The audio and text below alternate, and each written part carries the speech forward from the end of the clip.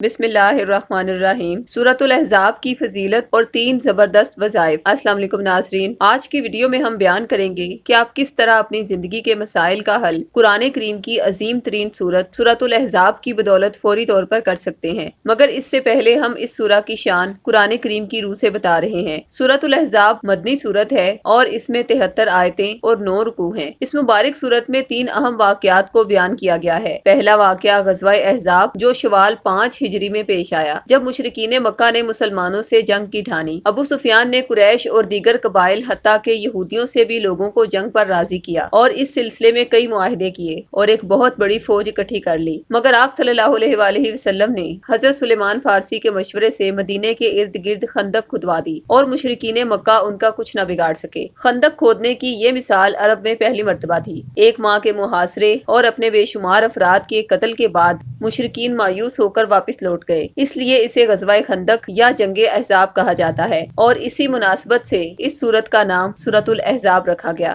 دوسرا واقعہ غزوہ بنی قریظہ جو ذی قعدہ 5 ہجری میں پیش آیا۔ مدینہ منورہ کے اندر ایک قبیلہ بنی قریظہ رہتا تھا جس کے ساتھ مسلمانوں نے امن کا معاہدہ کر رکھا تھا۔ غزوہ خندق میں انہوں نے مسلمانوں کی پیٹھ میں چھرا گھونپنے کی کوشش کی جو اللہ کے فضل سے ناکام ہو گئی۔ اسی وجہ سے مسلمانوں نے ان سے جنگ کی اور عہد شکنوں کو ہلاک کر دیا۔ تیسرا واقعہ حضرت زینب سے نبی پاک صلی اللہ علیہ وآلہ وسلم کا نکاح جو اسی سال ذی قعدہ میں ہوا کہ جب حضرت زید حضرت زینب کو طلاق دے چکے تھے۔ نبی پاک صلی اللہ علیہ وآلہ وسلم اس وقت ضرورت محسوس فرما رہے تھے کہ متبنہ یعنی ایسے قریبی رشتہ دار یا لے پالک جن کی بھائی بہن بیٹا یا بیٹی سمجھ کر تربیت کی ہو لیکن حقیقت میں ان کے ساتھ خون کا کوئی تعلق نہ ہو، اس کے بارے میں جاہلیت کے تصورات اور اوہام رسوم کو مٹایا جائے۔ اور آپ صلی اللہ علیہ وآلہ وسلم کو یہ بھی محسوس ہو رہا تھا کہ لوگ منہ بولے رشتوں کے معاملے میں محض جذباتی بنیادوں پر جس قسم کے نازک اور گہرے تصورات رکھتے تھے اور وہ اس وقت تک ہرگز نہ مٹ سکیں گے